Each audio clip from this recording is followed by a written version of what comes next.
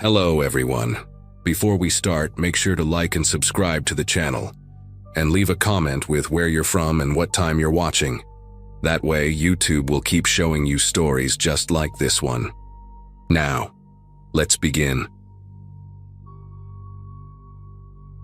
November in Oregon means darkness creeps in before dinner, and that Wednesday was no exception. I'd just finished my last class at Portland State, a 3-hour seminar on Victorian literature that always left my brain feeling like mush, and all I wanted was to get home, make some ramen and crash on the couch with Netflix. My roommate Kelsey had gone to her parents' place in Eugene for the week. Something about her mom's birthday, so I had the whole rental house to myself. We'd been living in that little 2-bedroom place near Belmont for about 6 months, one of those old craftsman houses from the 20s, with creaky floors and windows that rattled whenever a bus drove by. My parents kept asking if I felt safe living there, especially with all the break-ins happening around campus lately. But honestly, I loved that house. It had character, you know? Original hardwood floors, this gorgeous built-in bookshelf in the living room, and a huge backyard with an apple tree that actually produced edible fruit. Walking up the front steps around 5:10, I remember thinking how weird it was that the porch light wasn't on. I was pretty sure I'd flipped it that morning, but maybe I'd forgotten in my rush to catch the bus. My keys jangled as I fumbled with the lock in the growing darkness, and when I pushed open the door, the house felt different somehow. Not wrong exactly, just different. Like when you walk into a room and everyone stops talking, that kind of heavy silence.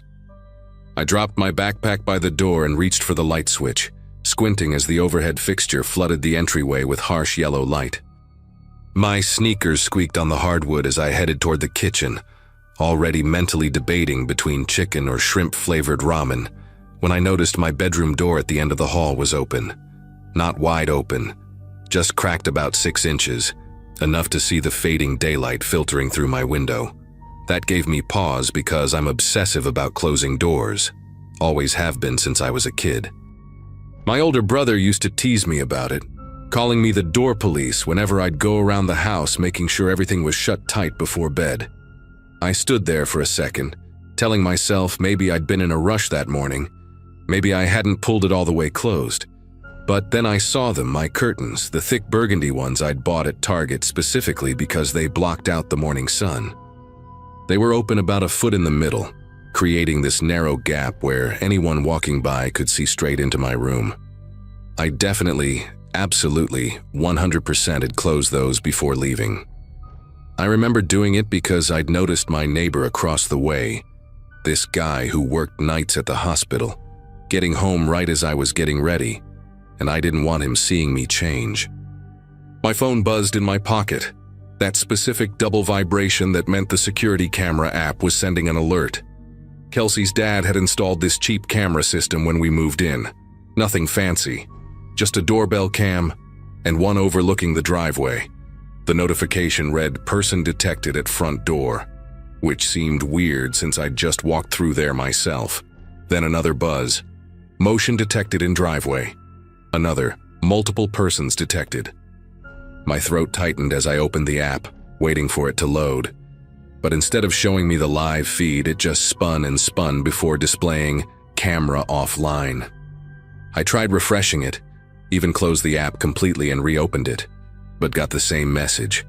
The timestamp showed it had gone offline at exactly 5:14, about 3 minutes after I'd walked through the door. I moved toward the kitchen, every nerve in my body suddenly awake and screaming at me to pay attention. The house was too quiet, that kind of thick silence where you can hear your own heartbeat thudding in your ears. I reached for the kitchen light switch, and as the fluorescent tubes flickered to life, I caught movement outside the window above the sink. Just a flash of something dark against the fence line. I stepped closer to the glass, cupping my hands around my eyes to block the glare from the overhead light. And that's when I saw him. A man standing in my backyard, positioned right behind the apple tree facing the house. He wasn't moving, wasn't trying to hide, just standing there with his arms at his sides like he was waiting for something. The last traces of daylight made him more silhouette than person, but I could tell he was tall, wearing what looked like a dark hoodie, and he was definitely watching my house. My first instinct was to duck down below the window, which I did, practically throwing myself onto the linoleum floor. I crawled on my hands and knees to the hallway, my mind racing through options. Call 911, run out the front door, lock myself in the bathroom. From my position on the floor, I could see straight through to my bedroom, and with the lights now on in the kitchen and hallway, the window had turned into a perfect mirror. But I knew what that meant from the outside looking in. Before I'd turned on the lights, anyone in that backyard could see everything inside my room through that gap in the curtains. They'd probably watched me walk through the house, seen me go to the kitchen, knew exactly where I was. My fingers fumbled with my phone as I dialed 911, trying to keep my voice steady as I whispered my address to the dispatcher. While I was on the phone with the dispatcher, explaining in a shaky whisper that someone was in my backyard, I heard it. The unmistakable sound of the sliding glass door in the dining room being tested. That specific metallic rattle it made when you pulled on it while it was locked. I'd locked it that morning, right? God, I'd locked it, I was sure I had. The dispatcher was asking me questions, her voice calm and professional. But all I could focus on was that sound. Then it stopped. Everything went quiet again except for my own ragged breathing. I pressed myself against the wall in the hallway, phone clutched to my ear, when I heard footsteps on the back deck, slow and deliberate, moving from the sliding door toward the kitchen window. He was checking every possible entry point, and he wasn't even trying to be quiet about it. Like he wanted me to know he was there, wanted me to hear him looking for a way in. The dispatcher told me units were on their way, maybe 4 minutes out, to stay on the line and find somewhere safe to lock myself in. 4 minutes might as well have been 4 hours. I started crawling toward the bathroom, the only room in the house with a lock that actually worked properly, when I heard something that made me stop cold. Voices, plural. There was more than one person out there. I couldn't make out what they were saying, but it sounded like 2 distinct male voices having a conversation in my backyard. Casual as could be, like they were discussing weekend plans instead of breaking into someone's home. Then I heard one of them laugh, this short, sharp bark of a sound that made bile rise in my throat. They weren't nervous or rushed. They were enjoying this. I made it to the bathroom and quietly closed the door, turning the lock as slowly as possible to minimize the click. The dispatcher was still talking, telling me to stay calm, that officers were close, but her voice sounded distant and tinny through the phone speaker. I sat on the cold tile floor with my back against the bathtub, knees pulled up to my chest, trying to control my breathing. Then came the sound I'd been dreading, breaking glass. Not loud and dramatic like in movies, but a careful, deliberate crack, followed by the tinkling of pieces being removed. They were coming in through my bedroom window, the one with the curtains they'd deliberately left open. I could hear them clearly now, one of them saying something about watching for neighbors, the other responding that the street was empty. Their voices were so calm, so matter-of-fact, like they'd done this 100 times before. The footsteps inside my house made a different sound than mine ever did. Heavier, more purposeful, accompanied by the creak of floorboards I didn't even know could creak.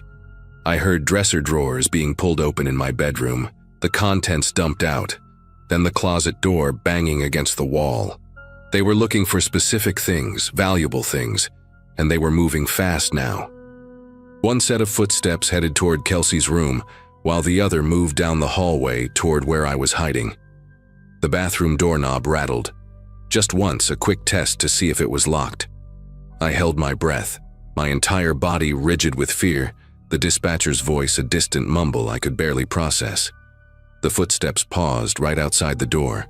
I could see the shadow of feet in the gap underneath, 2 dark shapes against the hallway light. He stood there for what felt like forever but was probably only 10 seconds. Then I heard him say to his partner, "She's in here." Not a question. A statement. He knew exactly where I was. That's when the sirens started, faint at first, but growing louder by the second. The feet under my door shifted immediately, and I heard the guy curse, something sharp and angry. His partner called out from the other room, just one word, "Go!"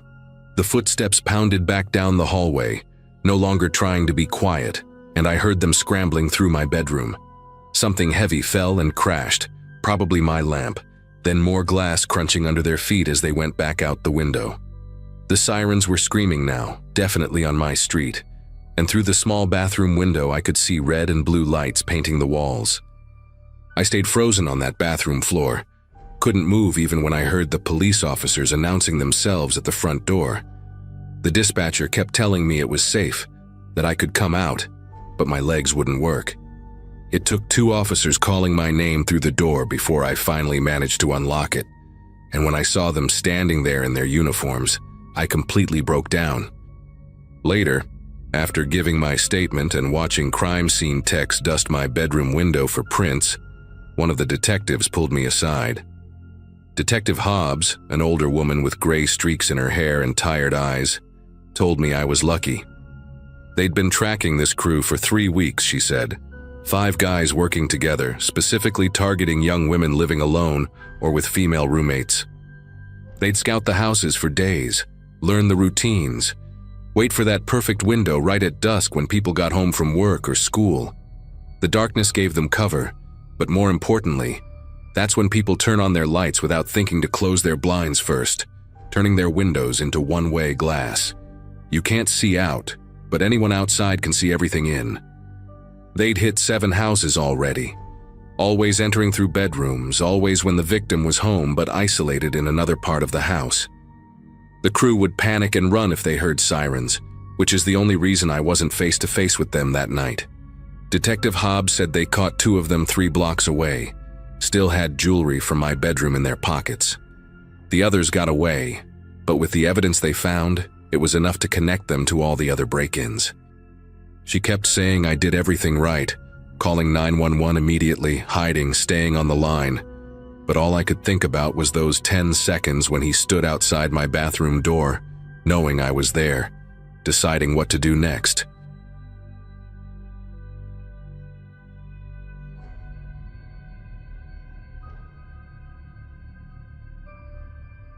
October in small-town Indiana brings out everyone for the annual Fall Festival, and that Saturday was no exception.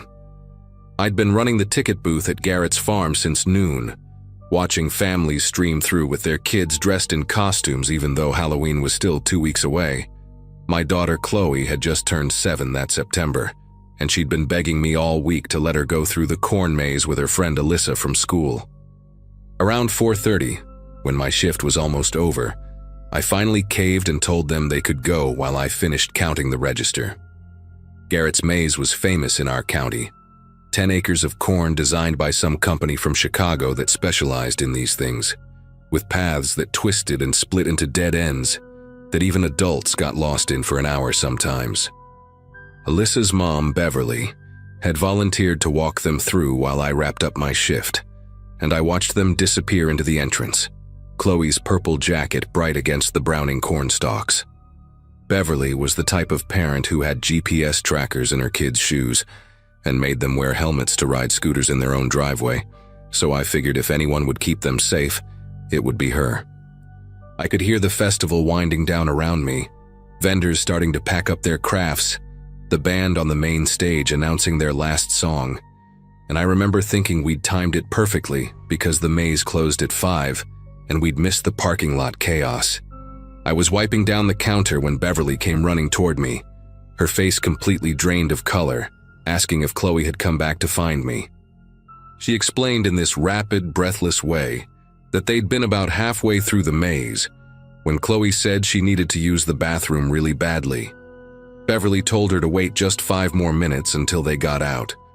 But Chloe was doing that dance kids do when they really can't hold it, so Beverly pointed to the exit sign they could see above the corn, maybe 50 feet away through the stalks. She told Chloe to walk straight toward it while she kept Alyssa with her on the path, figuring they'd meet at the exit in 2 minutes max.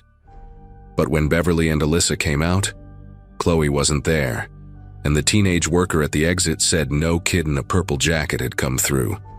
Beverly ran back into the maze, calling for her, then came to find me, Certain Chloe must have gotten turned around and found her way back to the ticket booth somehow.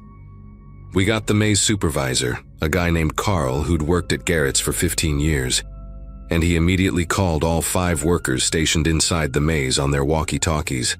None of them had seen a little girl in purple, but Carl didn't panic, just switched to his manager voice and told them to do a systematic sweep, starting from the exit and working backwards. He explained to me that kids got separated from their parents at least twice a day during peak season. Usually they just sat down and cried until someone found them. Never took more than 10 minutes to locate them. But 20 minutes passed, then 30, and the workers kept radioing back with nothing. No sign of her anywhere, not even crying or calling out, and I could see Carl starting to sweat through his flannel shirt, even though the temperature had dropped to maybe 60 degrees. By 5:15, Carl had called the police and shut down the entire festival. Nobody in or out, and they'd brought in everyone who worked at the farm plus volunteers from the crowd to form a human chain through the maze. We walked slowly, arms stretched out, touching the corn on both sides, making sure we didn't miss any small paths or spots where a kid might have curled up. The sun was setting fast, that October light that goes from golden to dark in what feels like minutes, and people had their phone flashlights out, calling Chloe's name over and over until our voices went hoarse. I kept expecting to hear someone shout that they'd found her. Maybe scared, but okay. Maybe she'd fallen asleep somehow, even though that made no sense.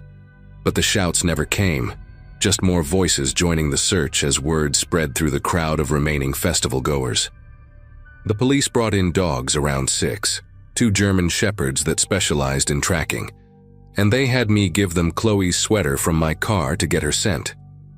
Watching those dogs work through the maze, their handlers following with heavy-duty flashlights, made everything feel suddenly official and terrifying, in a way that knocked the wind out of me. They traced her path from the entrance, following the exact route Beverly had described. Then the dog stopped at this spot maybe 40 feet from the exit, circling and whining, and the handler said this was where her trail went cold, just completely disappeared. He kept using phrases like scent cone and track contamination, but what he was really saying was that Chloe's smell just stopped existing at that spot, like she'd been lifted straight up into the air. The detective in charge, a woman named Diane Foster who had kids of her own, and kept touching my shoulder while she talked, told me they needed to review the security footage immediately. Garrett's farm had installed cameras 2 years earlier, after someone tried to sue them over a broken ankle, mostly covering the main areas where liability issues might happen. We huddled in the farm's office, this cramped room that smelled like fertilizer and old coffee, watching grainy footage on a monitor from the camera that covered the maze exit and part of the parking area. Detective Foster fast-forwarded through hours of families going in and out, kids running around, until we got to 5:02 p.m., just after the maze closed, and she told me to watch carefully. At first it just looked like the usual end-of-day crowd, people heading to their cars with tired kids and bags of kettle corn, everyone bundled up as the evening got colder. Then Foster pointed at the screen and rewound it, playing the same 15 seconds over and over, and I saw what she was watching. This person walking out of the maze's exit carrying what looked like a heavy bundle wrapped in a barn jacket, the red and black plaid kind half the men in town owned. The figure kept their head down, a baseball cap pulled low, moving with the crowd but somehow separate from it, walking steadily toward the parking lot while everyone else was stopping to chat or wrestle kids into car seats. The bundle in their arms was the size of a child, covered completely except for what might have been a small foot in a pink sneaker hanging out at one corner, and I heard myself make this sound. Not quite a scream, but close. Foster had her tech guy enhance the footage as much as possible, but the person had clearly known where the cameras were, keeping their face angled away, using the crowd as cover. They'd timed it perfectly, walking out just as a church youth group was leaving. 30 or 40 teenagers all bunched together, making it impossible to track where the figure went once they hit the parking lot. The other cameras showed fragments, a shoulder here, the edge of the bundle there, but never a clear shot of the person's face or their vehicle. Foster pulled up footage from earlier in the day, trying to find someone casing the maze, watching for kids, And that's when she found something that made her call in the FBI. These 3 other incidents at fall festivals in surrounding states over the past 4 years, all of them with the same pattern. Each time it was a small-town festival with a corn maze, always in October when the crowds were biggest and daylight was fading by late afternoon. A child between 6 and 8 would vanish inside the maze just before closing time, and security footage would show someone carrying a bundle out, blending with the crowd, impossible to identify. In 2 cases, the children were found within 48 hours, dropped at rest stops hundreds of miles away, traumatized but physically unharmed, with no memory of what happened after someone approached them in the maze holding a cloth that smelled sweet. The 3rd child, a boy from Ohio, was never found, and his case had been cold for 2 years. Foster showed me the footage from those festivals, and even though the images were from different states, different years, the way the person moved was identical. That same deliberate walk, the same way of holding the bundle, like they'd practiced it. The FBI set up a command center in Garrett's barn, agents arriving within 3 hours, treating the whole farm like a crime scene. They had software that analyzed the figure's gait and body proportions, determining it was likely a man between 5'10" and 6 feet tall, athletic build based on how easily he carried the weight. They tracked every vehicle that left the parking lot using traffic cameras from town. But there were over 300 cars, and the suspect had probably switched vehicles or had fake plates ready. While they worked, I sat in the police station with Beverly, who couldn't stop crying and blaming herself, saying she should have just let Chloe pee in the corn. Dignity didn't matter. Why did she care about stupid rules when her job was to protect my child? Around midnight, an agent told us they'd received a tip from a gas station attendant in Kentucky who'd seen a man buy supplies around 7 p.m., acting nervous, with what sounded like a child crying in his van. They found Chloe at a rest stop near Louisville at 3 in the morning, sitting on a bench by the vending machines, still wearing her purple jacket but dizzy and confused. The doctors said she'd been drugged with something that affected her memory, probably chloroform initially, then something else to keep her quiet during the drive. She remembered walking toward the maze exit, then someone calling her name, saying her mom had sent them to get her, and after that just fragments, the smell of pine air freshener, country music playing low, stopping somewhere with bright lights. The man had left her with a juice box and a note in her pocket that just said "Lucky Number 2", which made the FBI agents exchange looks that told me we'd gotten unbelievably fortunate. They never caught him, though they connected him to 7 different attempts over 6 years, realizing he'd gotten better at it over time, learned exactly how to exploit those busy October evenings when tired parents and overwhelmed workers created just enough chaos for him to operate.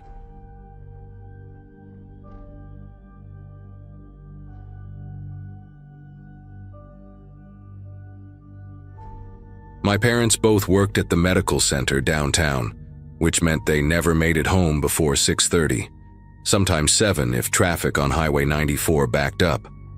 Being 17 and having my license for barely 8 months, I drove myself to school and got home every day around 3:30 to an empty house. My older sister had moved into her college dorm in August, so for the first time ever I had nearly 3 hours of complete solitude every weekday afternoon. I'd usually heat up whatever Mom left in the fridge, scroll through my phone at the kitchen counter, then head upstairs to finish homework or play games until I heard the garage door rumble open. We lived on Cedar Ridge Drive, one of those streets where people still hung American flags year-round, and the biggest excitement was when the Johnsons got their driveway repaved in September. Normal, boring, safe, exactly the kind of place where you wouldn't expect to discover someone had been living in your basement.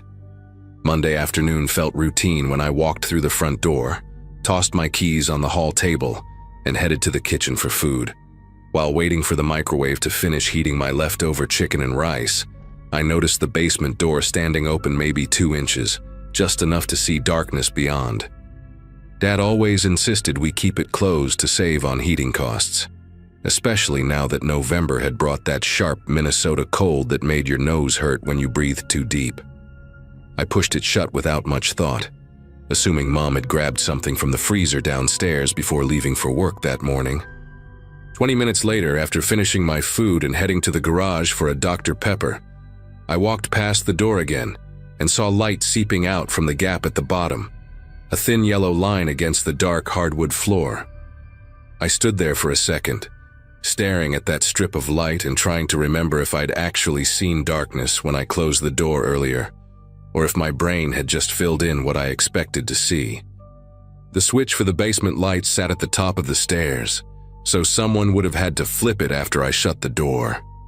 Maybe Dad had installed one of those timer things he'd been talking about, something about saving electricity, though it seemed weird to put it on the basement lights that nobody used during the day. I opened the door, reached around the frame to hit the switch, and heard the click as the light turned off. The basement went black, that thick kind of darkness that seemed to press against your eyes. I closed the door again, made sure it latched properly this time, and headed upstairs to my room. Wednesday brought the same thing, except this time I knew for certain the lights had been off when I first closed the door, because I'd specifically checked. After school, I found the door open again, maybe 3 inches this time, enough that I could see the wooden stairs descending into shadows. No light this time, but when I went to close it, I caught a smell drifting up from below, something musty mixed with what reminded me of the camping gear Dad stored in the garage, that synthetic sleeping bag smell. I actually went halfway down the stairs, squinting in the dim light from the doorway, trying to see if maybe a pipe had burst, or if we had water damage somewhere. Everything looked normal from what I could tell, just the usual basement stuff like the old couch we'd replaced last year, cardboard boxes labeled with my sister's name, the ancient treadmill Mom kept swearing she'd start using again. By Friday, I'd started taking pictures with my phone every time I closed the door, just to prove to myself I wasn't going crazy. At 3:42 p.m., I had a photo showing the door completely shut, the white paint of the door frame visible on all sides. At 4:15 p.m., when I came downstairs to grab my charger from the living room, the door stood wide open, probably 6 inches, and I could hear something that made me stop dead in the hallway. Footsteps, or what sounded like footsteps, that slow, careful kind, when someone's trying to be quiet on creaky floorboards. Our basement had this old linoleum floor that made a specific sticky sound when you walked on it, like peeling tape off paper, and that's exactly what I heard echoing up from the darkness. My first thought wasn't even about an intruder, honestly, because that seemed impossible in our neighborhood, where Mrs. Patterson across the street practically ran a surveillance operation from her living room window. I convinced myself we had some kind of animal problem, maybe a raccoon that figured out how to get in through a window well or something. They were smart, right? Could probably push doors open, make weird noises, leave smells behind. I grabbed a broom from the closet, held it like a baseball bat, and called down into the basement in my deepest voice, trying to sound way bigger and older than a skinny teenager who weighed maybe 140 pounds soaking wet. Nothing responded, but I heard movement, a shuffling sound like something dragging across the floor near the back wall where Dad kept his tools. I backed away from the door, pulled out my phone, and searched for animal control numbers while keeping my eyes on that dark opening, terrified something would come charging up those stairs. The animal control guy showed up 45 minutes later, this older man named Frank, who looked like he'd been doing this job since before I was born, complete with thick canvas gloves and a pole with a loop on the end. He asked me a bunch of questions about what I'd heard and smelled, nodding like he'd dealt with this exact situation 100 times before. He grabbed a heavy-duty flashlight from his truck, one of those metal ones that could probably double as a weapon, and told me to wait upstairs while he checked things out. I stood in the kitchen, practically pressed against the counter, listening to his heavy boots descending the stairs, the beam of his flashlight cutting through the darkness below. For maybe 2 minutes, I heard him moving around down there, boxes sliding, his occasional grunt as he bent to look under something. Then I heard him say something that made my entire body go rigid, not a shout exactly, but this sharp, commanding voice. "Sir, I need you to stand up slowly and keep your hands where I can see them." My brain couldn't process what I was hearing because he'd said sir, not addressing some animal but talking to a person, a human being who had been in my basement. Frank's voice got louder, more urgent. I said, stand up now. I've already called the police and they're on their way. I heard scrambling, something crashing to the floor, and Frank came backing up the stairs fast, his hand on what I now realized was a can of pepper spray on his belt. Behind him, slowly, came another set of footsteps, and then I saw him. This man, probably in his 40s, wearing layers of dirty clothes, a beanie pulled low over greasy hair, his eyes darting between Frank and me like a trapped animal calculating escape routes.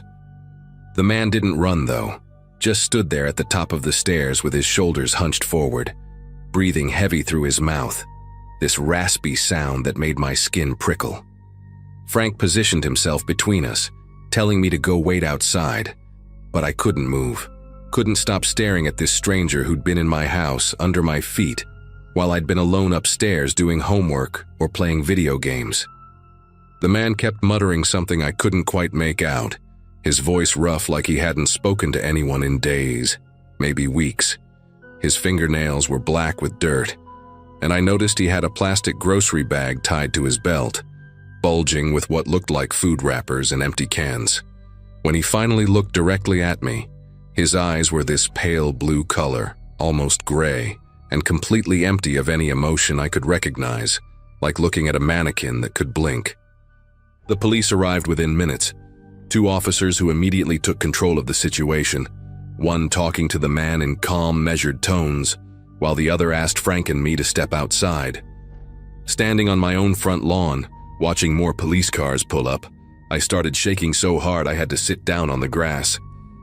The officer, a woman with short red hair who introduced herself as Officer Brennan, knelt beside me and explained that they'd need to search the entire house, especially the basement, to understand what had been happening. She asked if my parents were coming home, and I managed to call my mom, barely getting the words out that someone had been in our house. I could hear her panic through the phone, saying she'd leave work immediately, asking if I was hurt, if I was safe. All I could tell her was that I was okay, even though I didn't feel okay at all, watching strangers in uniform going in and out of my house like it was a crime scene. My parents arrived at the same time, Mom practically jumping out of the car before Dad had fully stopped, running across the lawn to grab me in this crushing hug that made me realize how badly I needed it. The police had the man in handcuffs by then, sitting in the back of a patrol car, and Officer Brennan walked us through what they'd discovered. Behind our house, hidden by the overgrown juniper bushes Dad had been meaning to trim since summer, was a loose ventilation grate that led directly into the basement. The screws had been carefully removed and placed in a neat pile nearby, allowing someone to slide the grate aside and crawl through. Inside the basement, they found evidence he'd been coming and going for at least 2 weeks, maybe longer. He'd made himself a sleeping area behind the water heater, using an old sleeping bag he must have brought with him, had a collection of our canned goods stacked against the wall, and had even run an extension cord from our outlet to charge a cheap prepaid phone. The worst part was finding my school schedule printed out, probably from the school website, with the times I got home circled in pencil. They arrested him for breaking and entering, trespassing, and theft, though Officer Brennan said he'd likely been homeless and looking for somewhere warm to sleep as the weather turned cold. That didn't make me feel any better about it, knowing he'd deliberately waited until I was alone, that he'd been down there listening to me walking around above him, maybe even coming upstairs when I had headphones on or was in the shower. Dad had a security company come out that same night to install cameras and new locks, sealed up every possible entry point with metal grating and industrial screws, but none of that helped me sleep. For months afterward, I couldn't be alone in the house without checking every door, every window, looking behind furniture and in closets like a paranoid person. Even now, living in my own apartment near campus, I still get this sick feeling when I hear unexpected noises from other units, and I've never once gone into the basement of any building without someone else with me, no matter how well lit or safe it seems.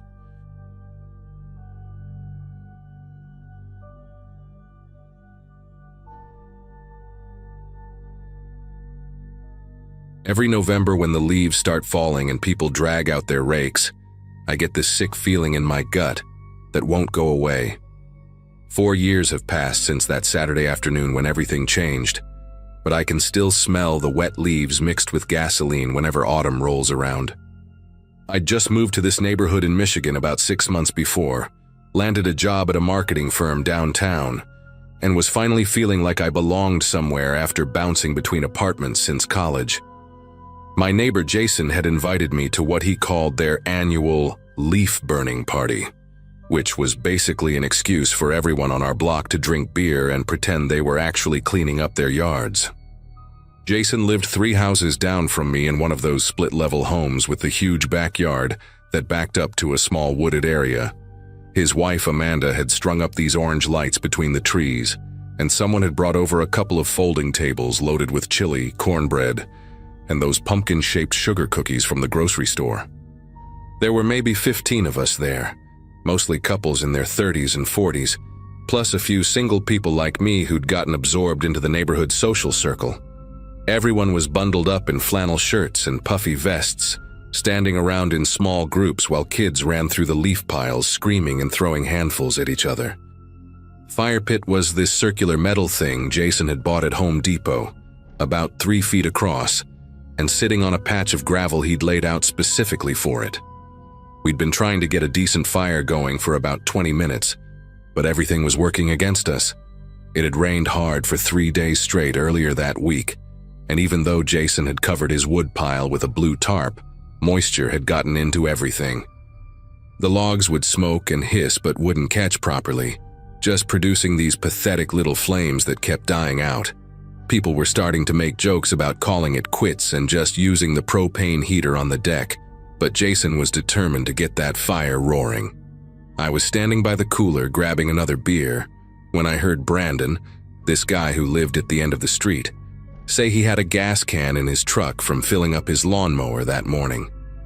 Brandon was one of those guys who always had to be the problem solver, the one with all the answers and the right tools for every situation. He jogged over to his F-150 parked on the street and came back with a red plastic gas can, the kind with the long yellow spout. Most of us were too busy talking or watching our kids to really pay attention to what was happening next, which is something I think about constantly now, how differently things might have gone if just one person had said something.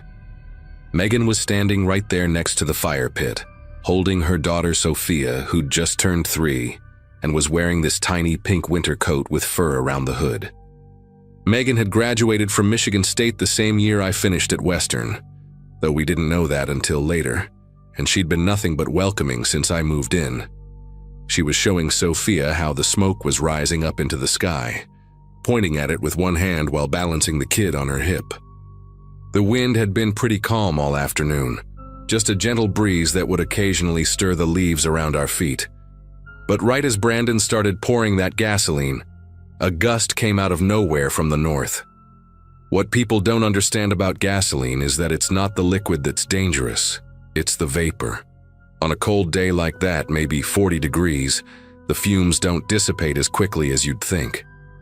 They hang in the air, invisible, building up in pockets, especially when there's no wind to carry them away. Brandon poured what he later said was just a splash, but I watched that stream of gas flow for at least 3 or 4 seconds, soaking into the damp wood and pooling at the bottom of the fire pit. He tossed the can aside and pulled out his lighter, one of those long barbecue lighters with the trigger, and that's when everything went wrong in a way that still plays behind my eyelids when I try to sleep. The wind shifted right as Brandon clicked the lighter, and instead of the fire starting in the pit where he was aiming, the flame hit that invisible cloud of vapor that had drifted toward Megan. It wasn't like a movie explosion with people flying backwards. It was more like the air itself became orange and hot for half a second. This whooshing sound that I can only compare to when you open a preheated oven and that blast of heat hits your face, except multiplied by 100. Megan screamed, a sound I'd never heard a human make before, raw and primal, and she instinctively turned her body to shield Sophia, which meant her back and the side of her neck took the worst of it. The smell hit me immediately, Not like barbecue or campfire, but something chemical and wrong, mixed with burning polyester from her jacket. Everyone moved at once then, Jason running for the garden hose, Amanda screaming for someone to call 911, Brandon standing there with the lighter still in his hand, looking like his brain couldn't process what had just happened. I dropped my beer and ran to Megan, who had managed to set Sophia down safely, but was now on her knees in the grass, reaching behind herself trying to get her jacket off. Her husband Nathan came out of nowhere, must have been inside using the bathroom, and when he saw her he made this choking sound that turned into him yelling her name over and over. I helped him get the jacket off her while trying not to look at what was underneath, but you can't unsee something like that, the way skin bubbles and turns white in some places, angry red in others. The ambulance took 11 minutes to arrive, though it felt like hours. Amanda had grabbed Sophia and taken her inside along with the other kids, trying to distract them with cartoons while the adults dealt with the chaos outside. Someone had found a clean sheet from Jason's linen closet, and we carefully draped it over Megan's burns while she sat on the ground, rocking slightly and making these small, whimpering sounds. Nathan held her hand and kept telling her she was going to be okay, but his face was white as paper, and his voice cracked every time he spoke. The EMTs were efficient and professional, getting an IV started right there on the lawn, giving her something for the pain that made her eyes go unfocused and drowsy. After they loaded Megan into the ambulance with Nathan climbing in beside her, the rest of us just stood there in Jason's backyard like we'd forgotten how to move. The fire pit was still smoldering, producing this thin black smoke that made my eyes water. Or maybe that was something else entirely. Brandon hadn't said a word since it happened, just stood by his truck staring at the ground, and when the police showed up to take statements, he could barely get the words out. They determined it was an accident, no charges filed, just a catastrophically stupid decision that couldn't be undone. The officer taking my statement said these kinds of things happened more often than people realized, especially in the fall, when everyone was burning leaves and trying to get fires started with wet wood. Megan spent 3 weeks in the burn unit at University Hospital, underwent 4 different skin graft surgeries over the next 8 months, and still has to wear compression garments on her neck and shoulder. The scars are there, will always be there, this twisted map of that November afternoon permanently etched on her skin. She and Nathan moved away the following summer, said they found a better school district for Sophia, but we all knew the real reason. Every time they looked at that backyard 3 houses down, every time they saw Brandon's truck parked on the street, they were right back in that moment. Brandon lasted another year before he sold his house too. Told me at the closing that he hadn't slept a full night since the accident, that he'd started seeing a therapist but couldn't shake the guilt of what his impatience had caused. I still live on that street, still see Jason and Amanda at the grocery store, still wave when I pass their house on my morning runs.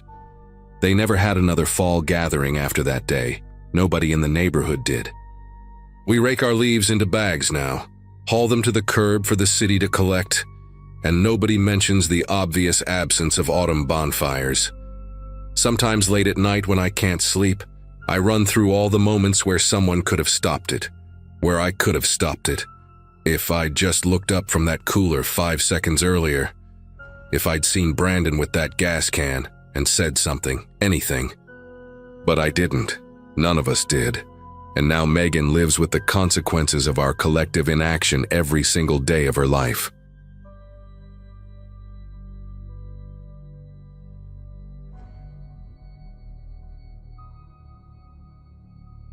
Quitting my job at the insurance company felt like finally taking off shoes that were 2 sizes too small. I'd spent the better part of my 20s working toward what I thought I was supposed to want, and by September, I just couldn't do it anymore. My parents were horrified when I turned in my resignation without another position lined up. But I had savings, I had time, and honestly, I needed to figure out who I actually was outside of spreadsheets and client calls. The plan wasn't complicated. Spend the fall hiking every trail I could find within driving distance of my Vermont apartment, clear my head, maybe stumble into some kind of clarity about what came next. That late afternoon in the final week of the month, I chose Miller's Pass specifically because almost nobody hikes it. The trail doesn't show up on those popular hiking apps, just a straightforward 4-mile loop through dense woods with one rocky overlook roughly halfway through. When I pulled into the gravel lot around 3, only 2 other cars sat there, and I felt this wave of relief wash over me. Solitude was exactly what I needed. The beginning of the trail delivered everything I'd hoped for. Overhead, the canopy had already shed most of its leaves, creating these skeletal archways where afternoon light slanted through in sharp golden beams. The air tasted like wet earth and rotting foliage, that distinctly autumn mixture of growth and decomposition happening simultaneously. About 20 minutes in, I passed an older man heading back down, expensive hiking poles clicking against rocks, who gave me a brief nod but kept moving. Perfect. I didn't want conversation. The incline increased steadily as I climbed higher, and the leaf coverage got thicker, everything slick and compressed from overnight rain. My boots had good tread, but I could feel them wanting to slide on certain patches. The overlook appeared right when my legs were starting to burn, and the view made the climb worth every step. Hills stretched endlessly in every direction, covered in bare branches with fog pooling in the low spots like spilled milk. I snapped a few photos, ate a granola bar, pulled out my phone to check the time. No signal, which I'd expected. Nearly 4 already, and the quality of light was shifting into that deep amber that signals maybe an hour left before real darkness starts creeping in. The descent from the overlook should have been straightforward. I'd noticed on my way up that the trail curved sharply to the left about 15 feet past the viewpoint, following the natural contour of the ridge. But standing there at the edge, looking down at the valley, I spotted what looked like a shortcut. Just a gentle slope covered in leaves that seemed to angle back toward where the main trail would be, maybe saving me a few minutes of switchbacks. Stupid decision, I know that now. But in the moment, it seemed harmless enough. The slope didn't look that steep, and I'd been hiking for months without incident. I took one step onto the leaf-covered ground, then another. The third step, my boot hit something slick underneath all that organic debris, maybe a wet rock or a rotted log, and suddenly my feet went out from under me completely. I didn't even have time to yell. My hip slammed into the ground first, then I was sliding, rolling, grabbing at nothing but handfuls of wet leaves and loose dirt. Branches whipped past my face, rocks jabbed into my ribs, and the whole world became this chaotic tumble of brown and gray and pain. When I finally stopped moving, I was on my back staring up at the darkening sky through a gap in the trees. My chest heaved as I tried to catch my breath, and every part of my body was screaming. I stayed there for probably 30 seconds, just doing a mental inventory. Fingers moved, toes moved, nothing felt broken exactly, just battered to hell. My left knee throbbed where it had connected with something hard on the way down, and I could feel wetness on my forehead that was probably blood from a scrape. Slowly, carefully, I rolled onto my side and looked around. I'd fallen maybe 20 or 25 feet down into what was basically a ravine, steep walls on 3 sides covered in that same deceptive carpet of leaves. Above me, I could barely make out the edge of the overlook through the bare branches. The main trail was somewhere off to my left, I thought, but down here everything looked different, disorienting. The light was dimmer too, filtered through layers of tree trunks, and I realized with a spike of genuine fear that I needed to get back up to the trail before it got dark. I got to my feet, testing my weight on each leg. The knee hurt like hell but held. My backpack had stayed on somehow, though it felt heavier now, probably from all the dirt and debris that had gotten inside during the fall. I turned toward what I thought was the best route back up, a slightly less vertical section of the slope, and that's when I saw it. A phone, or what was left of one. The screen was completely shattered, spider-webbed into 1,000 pieces, and the case was dark blue with some kind of sparkly design. It was just lying there in the leaves about 6 feet from where I'd landed, face up, like someone had dropped it. My first thought was that maybe I'd knocked it loose during my fall, that it had been buried in the leaves, and I just happened to uncover it. But I checked my pockets and my phone was still there, intact. This was someone else's phone. I picked it up, turned it over. The back was scratched to hell, and when I tried the power button, nothing happened. Dead, or broken, or both. A cold feeling started spreading through my chest, something beyond the pain from my fall. I looked around more carefully now, really scanning the ground instead of just trying to orient myself. That's when I noticed the jacket. It was wedged partially under a fallen branch about 10 feet further down the slope, torn badly along one sleeve. Navy blue, or maybe black, hard to tell in the fading light. The fabric was still damp, not from last night's rain, but from something more recent. I moved closer, my injured knee protesting with each step, and crouched down to get a better look. The tear wasn't just a rip from catching on a branch. The edges were shredded, like the person wearing it had been dragged through something rough, or had desperately grabbed at the ground while sliding. And there, pressed into the wet leaves all around the jacket, were marks. Long, uneven gouges in the earth, the kind that fingernails make when someone's trying to stop themselves from falling. My heart started hammering against my ribs. Someone else had fallen here, recently enough that their stuff was still here, and from the looks of it, they'd been terrified while it happened. I stood up too fast and pain shot through my knee, but I barely registered it. My brain was trying to piece together what I was seeing, trying to make it make sense. Maybe someone had fallen like I did, gotten hurt, and hiked out for help. Maybe they'd come back with rangers to retrieve their stuff and just hadn't made it yet. That had to be it. Except, as I turned to start climbing back up toward the trail, I saw the drag marks. Not the desperate scratches from fingernails, but actual drag marks. 2 parallel lines pressed deep into the soft ground, starting right where the jacket lay and continuing down the slope, disappearing into thicker brush further into the ravine. The lines were maybe 1.5 feet apart, consistent, purposeful, like something heavy had been pulled downhill, like a body. My mouth went completely dry.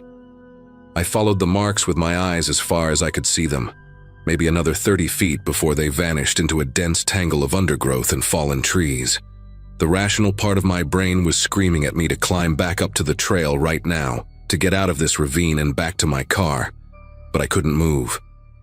I just stood there, staring at those lines, understanding with absolute certainty that whoever had lost that phone and that jacket hadn't walked away from this spot. The temperature seemed to drop 10 degrees in an instant, or maybe that was just adrenaline making me shake. I forced myself to turn away from the drag marks and look back up at the slope I needed to climb. It was steep, covered in those same treacherous wet leaves, and now I understood why there was so much debris down here, why the phone and jacket had ended up in almost the exact spot where I'd landed. This wasn't just a random steep section. This was a place where people fell, where the ground gave way and sent you tumbling whether you wanted to or not. And someone knew that. Someone had been here, had stood at that overlook or somewhere near it, and had watched someone fall. Had maybe even made sure they fell. Then they'd climbed down, found whoever it was, and dragged them deeper into the woods. The evidence was right there in front of me, undeniable and horrifying. I needed to get out of here, needed to get to somewhere with cell service and call the police. But first, I had to climb back up this slope without falling again, and the light was fading fast now, turning everything into shades of gray and shadow. I grabbed onto the nearest tree trunk, testing its stability before putting my full weight on it. My knee screamed in protest, but I ignored it, focusing entirely on finding the next handhold, the next solid foothold beneath the leaves. Every few feet I'd stop and listen, straining to hear anything beyond my own ragged breathing and the rustling of branches in the wind. Part of me kept expecting to hear footsteps above me on the trail, to see a silhouette appear at the top of the slope looking down. The climb took forever. My fingers were numb from gripping rough bark and cold stone, and twice I slipped backward a few feet before catching myself. When I finally hauled myself over the edge back onto the main trail, I collapsed onto my hands and knees, gasping. The overlook was maybe 20 feet to my right, exactly where I'd been standing before I fell. How long had I been down there? 20 minutes, 30? The sky had gone from amber to deep purple, and the first stars were starting to show through gaps in the canopy. I forced myself to stand, every muscle in my body protesting. The parking lot was still over 2 miles away, most of it downhill, but some sections steep enough that I'd need to be careful in the growing darkness. I started moving as fast as my injured knee would allow, half walking, half limping down the trail. The forest around me had transformed into something alien and menacing, every shadow potentially hiding someone, every snapping twig making me jerk my head around. I kept thinking about those drag marks, about how deliberate they'd looked, how recent that jacket had seemed. What if whoever did it was still out here? What if they'd seen my car in the parking lot and were waiting? The thoughts spiraled in my head, feeding my panic, but I couldn't stop them. When I finally saw the trail marker indicating half a mile to the parking area, I nearly sobbed with relief. The light was almost completely gone now, just the barest glow from the western horizon filtering through the trees. I pulled out my phone, turned on the flashlight even though it would drain my battery, and picked up my pace despite the pain shooting through my knee with every step. The parking lot appeared through the trees like a miracle, the gravel pale and visible even in the near darkness. My car sat exactly where I'd left it, and the 2 other vehicles that had been there earlier were gone. I was completely alone. I fumbled with my keys, dropped them once, finally got the door unlocked and threw myself into the driver's seat. My hands were shaking so badly it took 3 tries to get the key into the ignition. The engine turned over, and I just sat there for a moment, door locked, breathing hard, staring out at the trailhead. Nobody emerged from the path, no movement in the shadows. I pulled out my phone again, praying for signal, and watched as 1 bar flickered into existence. Enough. I dialed 911, and when the dispatcher answered, everything came pouring out in a rush. The fall, the phone, the jacket, the drag marks leading deeper into the ravine. She kept me on the line, asking questions about my exact location, whether I was injured, whether I'd seen anyone else on the trail. I told her about the older man I'd passed on my way up, how the parking lot had been nearly empty, how isolated the whole area was. She told me to drive to the ranger station about 15 minutes down the mountain road and wait there, that they were sending someone to meet me. The ranger station was lit up when I arrived, and 2 Vermont State Police cruisers were already there. I spent the next 4 hours telling my story over and over, first to the rangers, then to the state police, then to a detective who showed up around 8. They took photos of my injuries, my muddy clothes, the scrapes on my hands. Around midnight, they told me search and rescue teams were heading up to Miller's Pass at first light, that they'd already contacted the phone company to try identifying the owner of the device I'd described. A female officer drove me home because they didn't want me driving with my knee in that condition. She was kind, told me I'd done the right thing reporting it immediately. 2 days later, a detective called my apartment. They'd found remains in the ravine, exactly where the drag marks had led. A hiker named Vincent Riley reported missing 3 weeks earlier after telling his roommate he was going to Miller's Pass. But that wasn't all they found. Once they started looking carefully at that section of trail, they discovered evidence of at least 2 other incidents in the past 6 months. Disturbed earth near the overlook, more personal items deeper in the woods. Within a week, they'd arrested a local man named Gregory Walsh who did trail maintenance for the Forestry Service. He'd been using his knowledge of the area's most isolated paths, watching for solo hikers on quiet weekdays when nobody else was around, then following them to the overlook and pushing them when the moment was right. The autumn leaf cover and early sunset gave him perfect conditions. They said if I hadn't fallen and found that evidence, if I hadn't reported it immediately, he probably would have kept going indefinitely. I haven't been back to Miller's Pass, and honestly I don't know if I ever will. My knee healed after about 6 weeks of physical therapy, but the mental part took longer. For months afterward, I couldn't hike alone without constantly looking behind me, couldn't enjoy the solitude I'd been craving when I quit my job. The trial happened last spring, and I had to testify about what I'd found in that ravine. Sitting in that courtroom, listening to the prosecutor lay out the timeline of Walsh's crimes, hearing the families of the other victims, It hit me how close I'd come to being one of them. If I'd arrived an hour earlier when he was still on the trail, if I'd been slower and encountered him on my way back down in the darkness, if he'd seen me climb out of that ravine. The detective told me later that Walsh had actually walked past my car in the parking lot that afternoon, that they'd found his truck parked on a service road a quarter-mile away. He'd been there. I still hike, because I refuse to let him take that away from me, but I'm careful now in ways I never was before. I check trail reports, I tell people exactly where I'm going and when I'll be back, and I never ever go out alone on empty weekdays in the late afternoon. Some fears are worth keeping.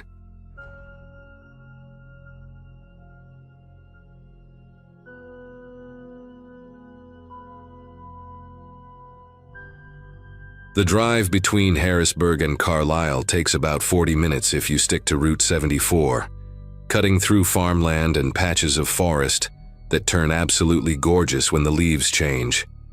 I'd been making that commute twice a day for 6 months, ever since landing the accounting job downtown. Most people from my 2012 graduating class had already moved closer to their workplaces, but I actually enjoyed the separation between office life and home, even when it meant spending over an hour in the car daily. By mid-fall, though, the beauty had mostly faded. The trees stood bare and gray against the sky, and daylight disappeared earlier each week. Leaving the office at 6:30 meant driving home in total darkness, just my headlights cutting through the night, and maybe one or two other cars passing by every few miles. That Wednesday felt particularly draining. I'd spent 9 straight hours hunched over spreadsheets, working on a complicated estate case my boss had dropped on my desk that morning. 5 years of financial records to sort through, and my eyes felt like sandpaper by the time I finally shut down my computer. All I could think about was getting home, microwaving some leftovers and melting into my couch. The temperature had plummeted that week. One of those sudden cold snaps where you wake up and suddenly realize winter is right around the corner. I stopped at the gas station just outside Harrisburg to fill up and grab coffee, and Bill, the older guy who worked evenings there, warned me to watch for deer on the back roads. "They're real active this time of year," he said, handing me my change. I thanked him, clutched my coffee like a lifeline, and headed back out into the frigid darkness, completely clueless about what was actually waiting for me out there. Route 74 gets pretty desolate once you leave the Harrisburg suburbs behind. During the day, you'll see farmers working their fields, maybe some kids waiting at bus stops, the occasional roadside produce stand. At night, especially in late fall, it becomes a different place entirely. Just empty asphalt stretching ahead, broken up by the rare porch light from a farmhouse set way back from the road. The forest presses in close on both sides in certain stretches, and your high beams only reach so far before everything dissolves into blackness. I'd gotten used to it over the months, even found it peaceful in a way. That night, about 20 minutes into my drive, I was sipping my coffee and half listening to some podcast about true crime, ironically enough, when my headlights caught something up ahead on the right shoulder. A pickup truck sat partially off the road, hazard lights blinking orange in the darkness. The hood was propped open, and a figure stood beside it, illuminated in that weird flickering glow. As I got closer, I could make out more details. Older model Dodge Ram, dark green or maybe brown, hard to tell in the poor light. The person was wearing a thick winter coat and a baseball cap, waving one arm slowly back and forth like they were trying to flag someone down. My first instinct was to keep driving. I'd heard plenty of stories about scams and dangerous situations, and a lone person on a deserted road at night definitely triggered some alarm bells. But then I thought about how cold it was, how infrequently cars pass through this stretch, and how terrified I'd be if I were the one stranded out here. The internal debate probably lasted 3 seconds, but it felt longer. Finally, against every true crime podcast I'd ever listened to, I eased off the gas and started slowing down. I pulled up about 15 feet behind the truck and put my car in park, leaving the engine running. Through my windshield, I could see the person more clearly now. Average height, stocky build, the baseball cap pulled low. They turned toward my car and I rolled down my window maybe 4 inches, just enough to talk through. "Hey, you need help?" I called out. The person walked toward my car, moving with this odd measured pace that made my chest tighten a little. When they got close enough, I noticed their face was partially obscured by a thick scarf wrapped around the lower half, which made sense given the temperature, but also made it impossible to read their expression. "Yeah, truck just died on me," they said, voice muffled through the scarf. "Battery's dead, I think. You got jumper cables?" I didn't, actually. I'd been meaning to buy a set for months but kept forgetting. "Sorry, no," I said, and I was about to suggest calling a tow truck when they took another step closer to my door. That's when every nerve in my body suddenly started screaming at me. The person's hand moved to their coat pocket, and in one fluid motion, they pulled out a handgun. Not some little pistol either, but a full-sized revolver that looked massive in the glow of my headlights. "Turn off the car and get out," they said, voice completely flat now, no panic or hesitation. My brain couldn't process what was happening. This felt like a scene from a movie, not something that could actually be happening to me on my regular Wednesday commute home. "Get out of the car now," they repeated, louder this time, and raised the gun so it was pointing directly at my face through the window gap. My whole body went into this weird autopilot mode. I didn't think, didn't plan, just acted on pure survival instinct. Instead of turning off the engine, I slammed my foot on the gas pedal. The Corolla lurched forward, tires squealing, and I heard a loud bang that might have been a gunshot or might have been my door slamming against something. I didn't look back to find out. My only thought was, get away, get away, get away. But I'd only made it maybe 30 yards when I realized the horrible truth. The road ahead curved sharply to the left, and in my panic, I'd accelerated way too fast. I hit the brakes hard, but the Corolla skidded on some wet leaves scattered across the asphalt. The car went sideways, and then I felt the sickening crunch of the front passenger side slamming into a drainage ditch. The impact wasn't severe enough to deploy the airbags, but it was definitely severe enough to stop me dead. The engine sputtered and died. I tried restarting it, turning the key again and again while my heart hammered against my ribs, but all I got was a grinding noise and then nothing. Through my rearview mirror, I could see a flashlight beam bobbing in the darkness, getting closer. They were coming after me on foot. I had maybe 30 seconds, maybe less. I grabbed my phone from the cup holder, shoved it in my jacket pocket, and threw open the driver's side door. The cold air hit me like a physical blow, but I didn't hesitate. I ran straight into the woods on the left side of the road, branches whipping at my face and arms as I crashed through the underbrush. The forest was pitch black away from the road, and I had no idea where I was going. I just pushed forward, trying to put as much distance as possible between myself and that person with the gun. Low branches caught my hair and scratched my cheeks. I tripped over a fallen log and went down hard on my knees, the impact sending a sharp pain shooting up my legs. Behind me, I could hear thrashing sounds, the snap of breaking twigs. They'd followed me into the woods.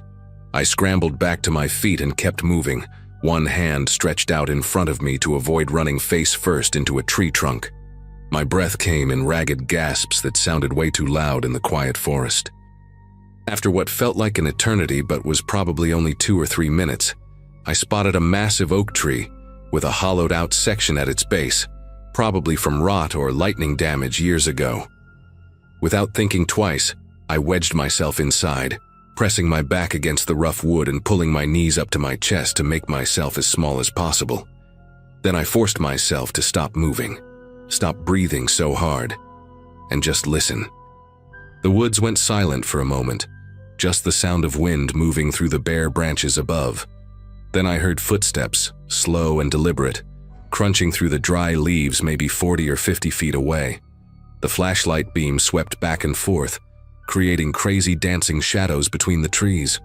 "I know you're out here," the person called out, voice echoing slightly in the empty forest. "Might as well come out. You can't hide forever, and that's a long walk back to civilization." They were trying to flush me out, I realized, trying to make me panic and run again so they could track the noise. I bit down on my sleeve to keep from making any sound and stayed absolutely still inside that hollow tree, even though every muscle in my body was screaming at me to bolt. The beam passed within 10 feet of my hiding spot, close enough that I could see the individual particles of bark on the trees around me. I closed my eyes, some childish part of my brain thinking that if I couldn't see them, they couldn't see me. The footsteps paused. My lungs burned from holding my breath. Then, after what felt like a decade, the footsteps started moving again, heading away from me, deeper into the woods in the wrong direction. I waited until I couldn't hear anything anymore before I dared to move. Even then, I counted to 300 in my head, forcing myself to stay hidden just in case it was a trick. When I finally crawled out of the hollow, my legs had gone numb from being cramped in that position, and I nearly fell again. I pulled out my phone, and thankfully it still had battery and a weak signal, just one bar. My fingers shook so badly I could barely unlock the screen, but I managed to dial 911. The dispatcher answered on the second ring, and I whispered my situation as quietly as I could while still being understood.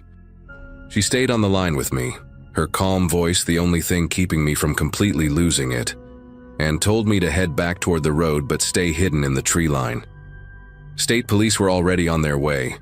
It took me almost 20 minutes to work my way back, moving slowly and carefully, stopping every few feet to listen. When I finally saw the flashing red and blue lights through the trees, I actually started crying from relief.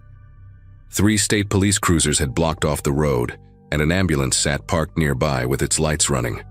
The officers found me stumbling out of the woods, covered in scratches and dirt, probably looking half dead. They wrapped me in one of those foil emergency blankets and sat me in the back of an ambulance while a paramedic checked me over. I told them everything, talking so fast the words tumbled over each other. The truck, the gun, the crash, running through the woods. While I was giving my statement to one officer, I watched another team examining my Corolla, still nose down in that ditch. A third officer walked up holding an evidence bag, and inside it I could see my driver's side mirror, completely sheared off. "Found this about 10 feet from your vehicle," he said. "Looks like maybe a bullet clipped it when you took off." That made everything feel horribly real all over again. The person had actually fired at me.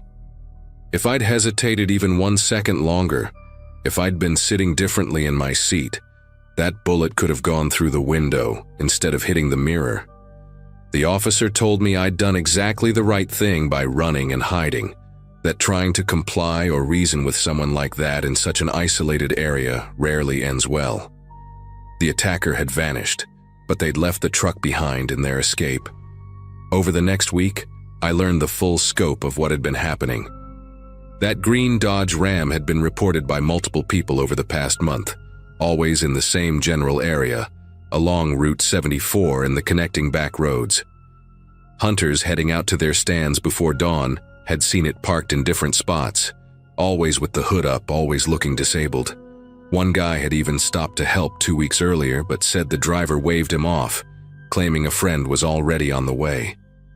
Authorities figured the person had been staging these fake breakdowns specifically during fall, when the combination of fewer cars, early darkness, and hunting season meant plenty of vehicles traveling alone on rural roads. They were targeting solo drivers during that narrow window of time, when someone would be both vulnerable and potentially carrying hunting equipment or money. Police found camping gear in the truck bed, suggesting they'd been staying somewhere nearby between attempts. They ran the plates and discovered the truck had been reported stolen from a parking lot in Hershey 3 months prior.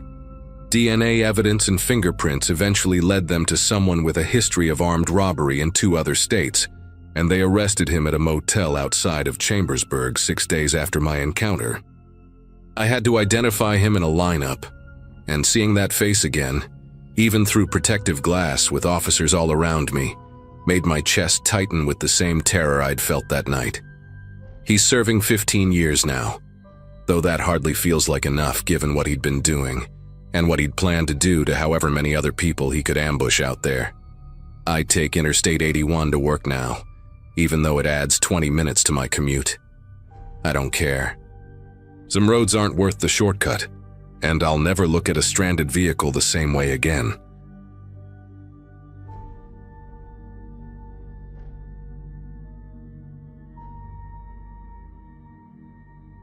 The colder nights always seem to sneak up on us around the start of November, and that particular year wasn't any different. My life back then was pretty steady. Long shifts at the auto shop, kids busy with school projects, and my wife juggling her work-from-home schedule. Our house sat on a quiet street lined with maples that turned this deep copper color, the kind that looked almost wet after sunset. We weren't prepared for the sudden temperature drop, so we dug through the garage looking for that old space heater we hadn't touched in a long time. I remember brushing off a layer of dust that had settled unevenly across its metal grate, like a film of ash. It felt harmless, just a temporary fix until we bought something newer. Nothing about that moment hinted that the rest of the night would carve itself into my memory. The day had been ordinary enough that I didn't pay attention to the little things, like how the garage smelled faintly of dried leaves and something stale, or how a few cardboard boxes had sagged from moisture during the summer. We set the heater in the corner of the living room, near an outlet that had always been slightly crooked, tilted just a bit downward as if the wall had shifted over time. I remember feeling relieved when that heater hummed to life, the coils glowing this dull orange, giving off that faint metallic scent. The kids sat near it with blankets around their shoulders, laughing at some cartoon, and for a while the warmth felt comforting in a way that made the house seem smaller, cozier. I didn't know that behind that crooked outlet, wires were pressed against wooden beams that had dried out from months of heat. By midnight, the house had settled into that deep stillness that only happens on cold nights. No air conditioning running, no fans buzzing, just the quiet rhythm of everyone sleeping. My dog Riley kept shifting at the foot of the bed, letting out soft huffs like he could sense something I couldn't. I remember waking up briefly because the air felt heavier than usual, almost like the room wasn't cycling it properly. I chalked it up to the heater running for hours, though it wasn't even in our bedroom. Outside, a breeze moved the last brittle leaves around the porch, making this faint tapping sound against the siding. I rolled over and went back to sleep without a second thought, unaware that inside the walls, slow-burning embers were crawling upward like they had a destination. It must have been sometime before dawn when a faint, distant beep threaded into a dream I was having. At first, I didn't understand what I was waking up to. The sound was muted, almost lazy, as if the alarm itself was struggling. When I sat up, my vision was foggy, and there was this smell, sharp, dry, almost like singed paper, floating barely above the air. Riley stood rigid beside the bed, ears pointed toward the hallway. The beeping grew steadier, and I remember stepping into the hallway expecting maybe a burnt outlet or the heater malfunctioning. Instead, I saw a thin haze drifting near the ceiling, moving as if the whole house was breathing in slow, shallow pulses. I didn't panic yet, but something inside me tightened, the way it does when you're trying to make sense of something that doesn't line up. The further I walked down the hallway, the more the air felt strange, dry, almost gritty, like dust stirred up after moving old furniture.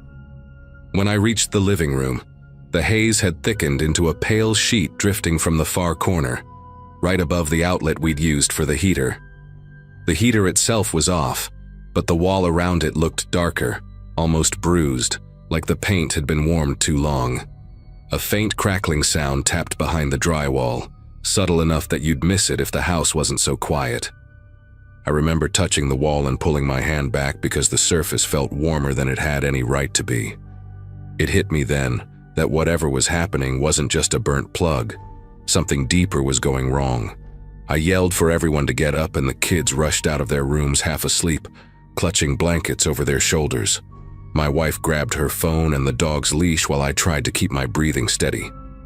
The smoke alarm in the kitchen started blaring next, its tone sharper, more frantic than the first one. By the time we made it to the front door, the haze behind us had turned into a rolling cloud that smeared the hallway windows with a pale gray film. Outside, the air felt startlingly cold compared to the heat gathering inside, and our breaths puffed out like steam. The sky was still dark, but there was a faint line of silver light in the distance hinting at morning. I remember feeling torn between relief that we made it out and dread that the house wasn't done with whatever was happening. What I didn't expect was how quickly things escalated. From the front yard, the house looked perfectly normal. No flames, no dramatic glow. Just a quiet suburban home in the early morning stillness. But within minutes, the windows facing the living room fogged over from the inside, each one turning opaque like frosted glass. A low thump echoed from within the walls, followed by a subtle shudder that ran along the siding. One of the neighbors walked out in a robe, rubbing his arms against the cold, asking if everything was all right. I could barely answer because I was watching a dull orange bloom behind the living room curtains, spreading upward like it was climbing toward the ceiling. It was surreal, seeing the fire announce itself only after it had already grown strong enough to choke the inside. When the fire trucks arrived, the firefighters moved with a kind of practiced urgency, pulling hoses and axes while the rest of the neighborhood gathered on driveways. One of them ran a gloved hand along the siding near the outlet wall and muttered something to his partner that I couldn't catch, but the expression on his face told me it wasn't good. As they breached the front door, a wave of dark smoke spilled out so thick it looked almost like fabric being pulled apart. I kept staring at the house, noticing tiny details I'd never paid attention to before. The crooked mailbox, the chipped paint on the railing, the way the porch light flickered even though it wasn't supposed to be on. All of it suddenly felt fragile, like the life we'd built there had been balancing on a thin edge without us realizing. And for the first time that morning, the reality of losing the place began to sink in. A few hours later, once the flames were finally out, the house looked like a hollowed-out shell. The roof sagged slightly on one side, and the front windows had melted into warped shapes that barely resembled glass. A fire investigator walked the perimeter with a flashlight even though the sun was already up, angling the beam into gaps in the siding like he was searching for something hiding in there. When he approached me, he spoke gently, asking about the heater, the outlet, the last time anything electrical had given us trouble. I told him about a faint buzzing sound we'd heard during the summer near that same wall, something we brushed off as pests moving around. He nodded in a way that made me feel like that tiny detail mattered more than I realized. Later that afternoon, he brought me behind the house to show where the fire had likely started. The wooden beams inside the wall were scorched in a way that created this uneven pattern, almost like a trail snaking upward. He explained that the wiring had probably dried out during the heat waves earlier in the year, leaving the insulation brittle. On top of that, rodents looking for warmth had nested in the walls, chewing through parts of the wiring. When we plugged the heater into that outlet, it stressed the damaged wires just enough to spark a slow-burning fire. The worst part was when he mentioned that an inspection years ago should have caught some of the flaws. Hearing that felt like someone had pulled a rug from under me. All that time we'd trusted the house more than we should have. As night fell, the smell of burnt wood lingered in the air long after the last firefighter truck left. Neighbors stopped by throughout the evening, bringing blankets, offering their guest rooms, sharing stories of old wiring issues they'd ignored. One of them pointed out that everyone was dragging their heaters out of storage now that the temperatures had dropped, and you could see the worry settle across the whole street. Our house had always blended into the neighborhood, just another family home with a trimmed lawn and a squeaky front gate. Now it stood there blackened and marked, like a warning carved into the block. I remember sitting on the back of a pickup someone loaned us, staring at the charred frame and trying to imagine how close we'd come to not making it out. We stayed with relatives for a while, sorting through what could be salvaged and what was gone for good. Even now, I still find myself thinking about that crooked outlet, the one I walked past 1,000 times without giving it a second look. The experience changed the way I see simple things. Old cords, dusty heaters, strange noises in the walls. None of it feels minor anymore. The house was eventually torn down, and a new one stands there now. But every fall when the air turns sharp and people start pulling heaters from storage, I can't help but feel a quiet tension settle in. I don't fully understand how everything lined up the way it did, but we survived, and that's the part I hold on to.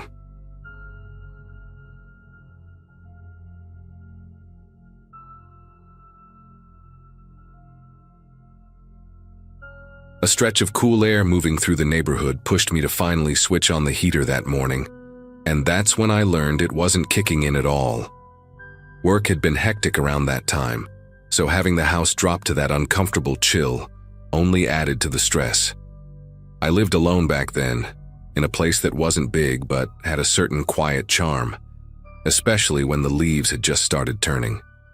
Calling a repair service felt like the obvious move, and I didn't think twice about it. The man who showed up later that afternoon introduced himself as Eric, wearing a dark jacket with a stitched patch that looked official enough for me not to question it. He had this calm, almost overly practiced way of talking, the kind that makes you feel like you're interrupting a script he's memorized. He asked to head straight to the basement to look at the unit, moving with a steady confidence like he'd been there 100 times.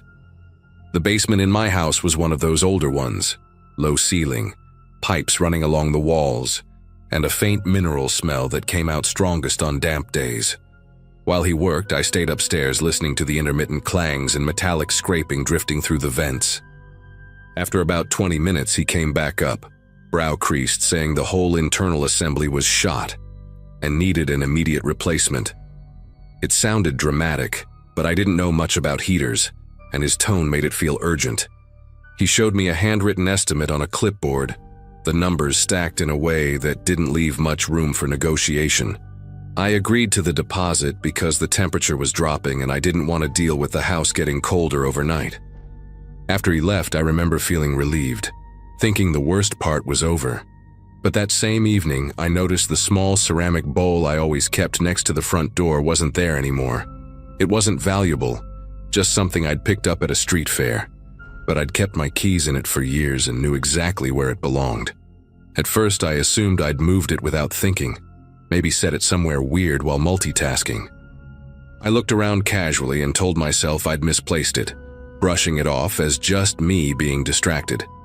The next night, when I was heading to bed, I saw that the basement door was slightly open, not wide, but just enough for the darkness behind it to form a thin strip along the frame. I knew I had shut it earlier.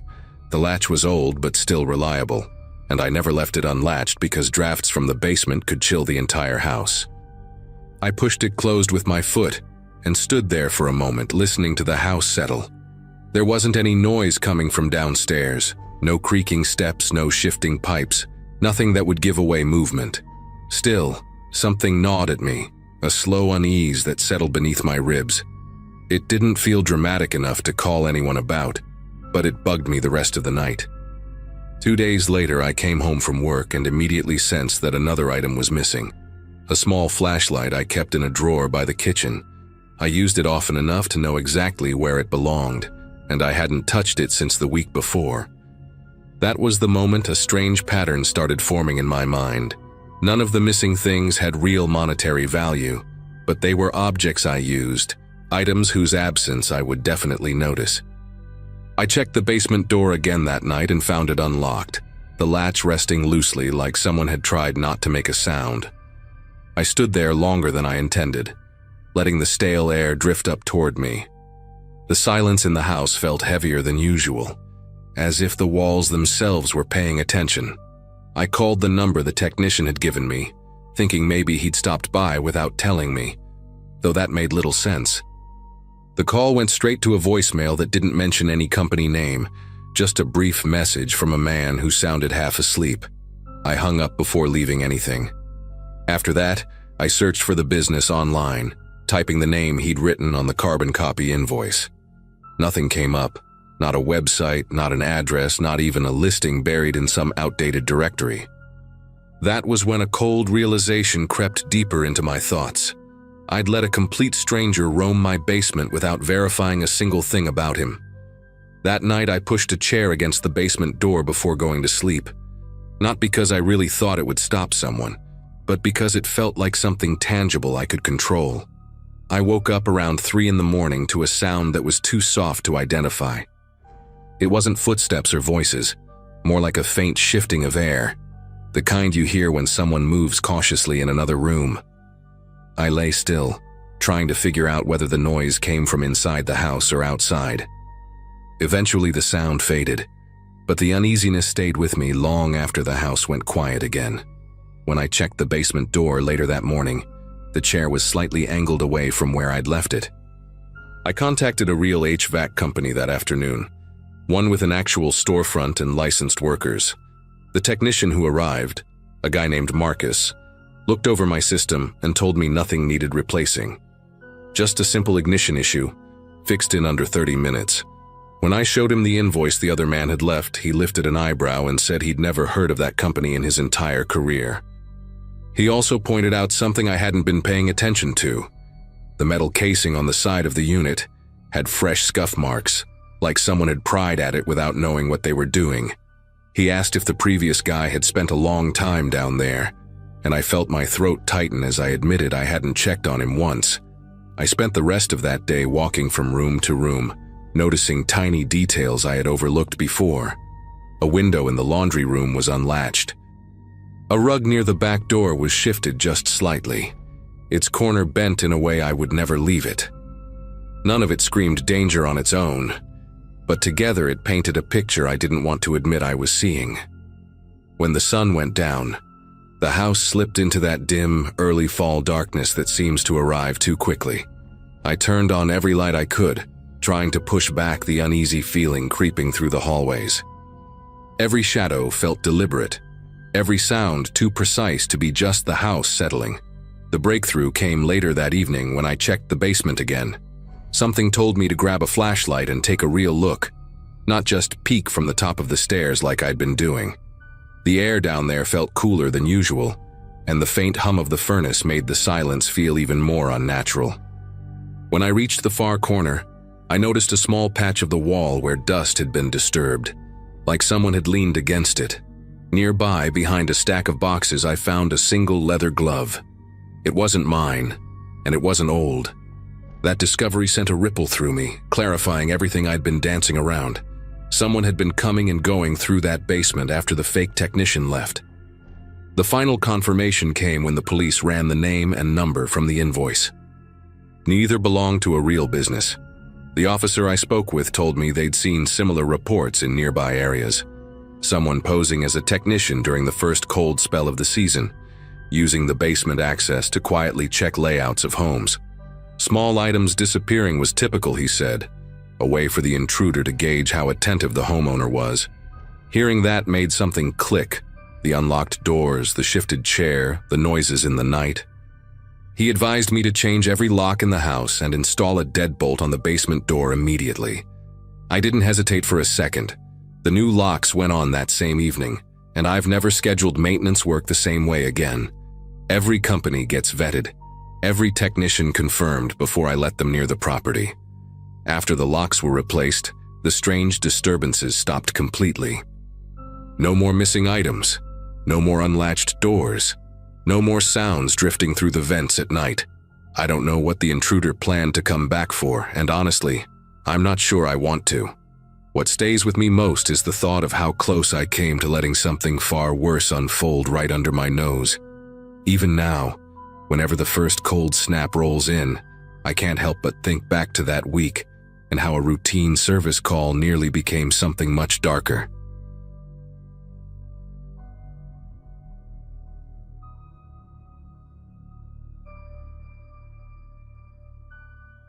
My overnight shifts at a small supermarket had settled into a weird kind of routine by late November, the kind where the dark feels heavier each night, and the silence starts to sound like it has weight.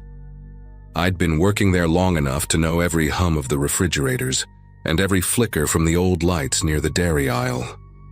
The building sat on the edge of a quiet commercial strip, and once the last customer left, the temperature inside always dipped fast, no matter how high we pushed the heater. That night, I remember walking in with a thermos of coffee and thinking the place felt colder than usual, the kind of cold that clings to the metal shelves and hangs around your breath. My job was simple enough: restock the items from the pallets delivered earlier in the evening, and make sure the aisles were ready for the morning rush. I didn't mind the solitude. It usually gave me space to think, and the emptiness made the hours pass in a strangely peaceful way. Aisles 12 and 13 were part of my rotation for that shift, the sections with cleaning supplies and paper goods. They always smelled faintly like detergent, and for some reason that smell made the whole store feel slightly less abandoned. I'd just finished lining up the last row of bleach bottles, stepping back to make sure everything was straight, when I felt this odd draft slip past me. Not threatening, just unexpected, like someone opened a freezer door nearby. I brushed it off because drafts in that place were nothing new. The building was old and the insulation wasn't great. After that, I scanned the rest of the aisle, didn't see anything strange, and pushed my cart toward the break room to check the clipboard with the delivery times. Everything looked exactly how it should have looked at that hour. Quiet, empty, still. When I got to the break room, the delivery log said a truck was supposed to arrive earlier than scheduled. Store policy said I had to check the exterior cameras and confirm they were pulling up before going outside. I typed in the system password, clicked over to the live feeds, and leaned closer to the monitor, because the screen always had this dusty haze no matter how many times we wiped it. The loading dock camera looked normal. No headlights, no movement, just an empty stretch of asphalt. When I switched to the interior feed that covered aisles 12 and 13, a shape caught my eye. A tall figure stood between the rows, not close enough to the camera to show detail, but solid enough to be unmistakably human. At first, I thought it was a glitch. Old systems like ours glitch all the time. But the outline didn't flicker or distort. It just stood there. I stared for a long moment, trying to make sense of how someone could be in that aisle when I had literally been standing there minutes earlier. Alone. I toggled between angles trying to get a clearer view, and that's when it moved. Not smoothly or naturally, more like the figure shifted positions only when the camera switched frames, appearing a little closer each time but never in the act of actually walking. The moment the feed changed again, the shape wasn't centered anymore. It leaned into the blind spot created by one of the support beams, as if it knew exactly where the camera's reach ended. I remember feeling this strange pressure in my chest, not panic, but the kind of tension you get when you sense you're not alone, even though everything around you insists you should be. I clicked through every angle the system offered, hoping one of them would catch a full view of whatever was standing there. But the thing kept slipping away like it was deliberately staying hidden. That was the moment I realized I couldn't sit in that break room and pretend the building was empty anymore. I grabbed the flashlight we kept in the supply drawer, even though the aisles were fully lit, and stepped back onto the floor. The cold felt sharper now, almost like the air had dropped another few degrees while I was in the break room. The store was so quiet that every sound I made echoed slightly. My steps, the faint rattle of keys on my belt, even the hum of the lights overhead seemed louder. When I turned into the main aisle that cut across the store, I tried to convince myself I'd probably see nothing out of place. Maybe the camera had picked up my reflection earlier, or maybe a stray display sign had tipped just right to look human from a distance. But as I walked closer to aisles 12 and 13, something about the silence felt heavier, like the building was holding its breath. The lights down at that end flickered once, just a soft dip, but enough to make the aisle look deeper than it usually did. Aisle 12 was empty when I stepped in, exactly how I'd left it. The rows of bleach bottles stood perfectly lined, and the floor was clean except for a faint scuff mark near the shelves that definitely hadn't been there before. It looked like the kind of mark made by a shoe, one dragging step, not a full stride. I bent down to run my hand near it, more out of curiosity than anything else, and noticed something else at the far end of the aisle. A small stack of neatly folded clothes sat right at the corner, placed as if someone had taken their time arranging them. The shirt on top still had a store tag attached. I hadn't seen that stack earlier. I would have noticed something that deliberate, especially right in my path. My throat tightened a little as I looked around, expecting someone to step out, but the aisle stayed still, the overhead lights buzzing faintly like they were the only things awake in the entire building. I backed out of the aisle and checked the other end where aisle 13 started, and sure enough, there was another stack.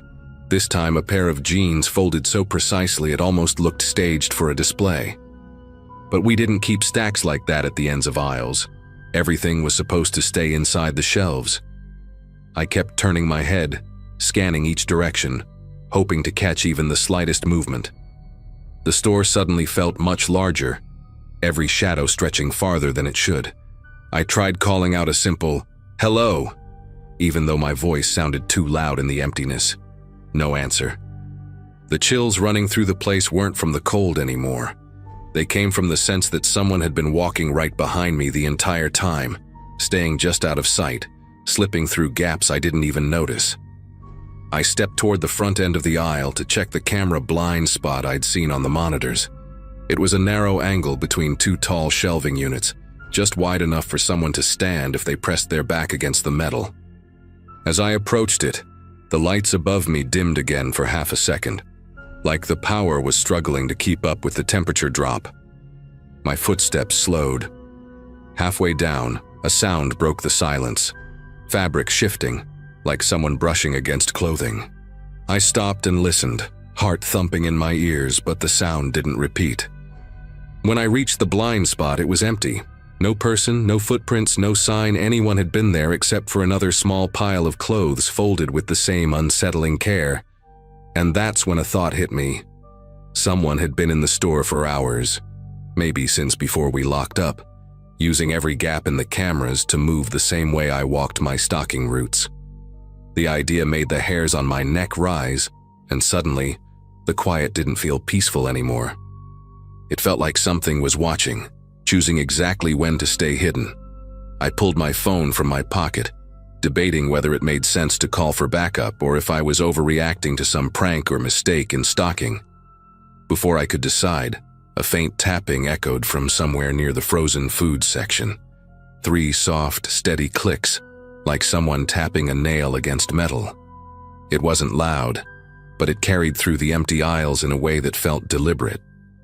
I turned toward the sound and started walking, holding the flashlight even though the lights were still on.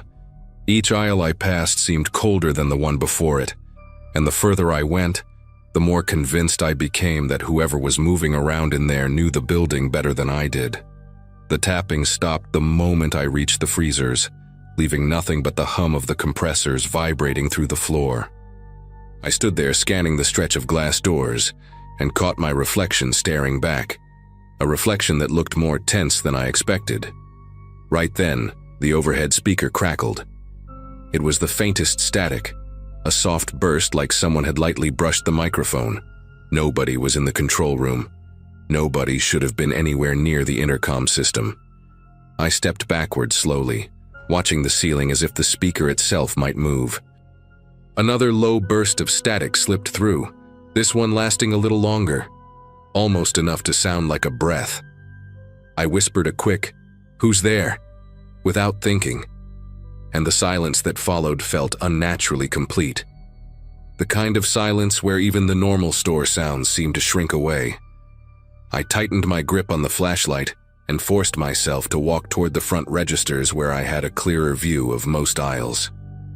If someone was hiding, I wanted to catch them crossing the open floor. No more guessing, no more blind spots. Halfway to the registers, I heard something I still can't explain. Clothing rustling, but not the subtle kind. This was like someone rifling through a whole pile of garments at once. The sound came from aisles 9 and 10, a place I'd stocked earlier in the night that had been perfectly organized before I moved on. I turned the corner and found several more folded stacks placed deliberately across the aisle floor, each spaced about 6 feet apart. Shirts, pants, even a jacket that looked like it had been laid out for someone to change into. None of it belonged on that aisle. My pulse thudded in my ears as I scanned every shelf, every corner, expecting a person to jump into view, but the aisle was empty from end to end. The only movement came from a long piece of plastic wrapping drifting gently near a shelf, as if someone had brushed past it seconds before I arrived. I didn't waste time pretending it was a misunderstanding anymore. I turned around and headed straight for the office to call the police. The walk felt twice as long as usual, like the store had stretched itself out. With every step, I expected to hear footsteps behind me or see a shadow slip across the tiles. Nothing happened, but the sense of being guided, herded almost, followed me the whole way. When I shut the office door behind me, The thin wooden panel felt far too flimsy to be any real protection. I dialed emergency services, gave them the address, and made it clear I wasn't alone in the building. The operator told me to stay put, and while I waited, I watched the store monitors again. This time, the tall figure appeared in a different aisle, closer to the front, leaning just enough into frame to make its presence undeniable. The moment the cameras cycled, it slipped out of sight again. I sat there gripping the edge of the desk, counting the seconds until help arrived, knowing I wouldn't set foot back on that floor alone.